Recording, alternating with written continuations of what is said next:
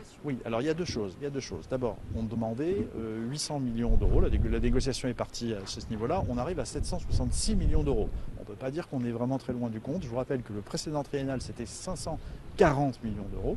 Sur ce triennal, on est à 580 millions d'euros en part stable. Et puis, il y a une part dite flexible qui permet d'arriver à 766, mais qui est une part qui est acquise. La simple condition qui est mise, c'est que chaque année, on va regarder comment les choses, comment nous avons travaillé sur la côte, et le cas échéant, réadapter les crédits là où tels qu'ils sont fléchés pour leur donner une temporalité différente ou pour changer l'affectation.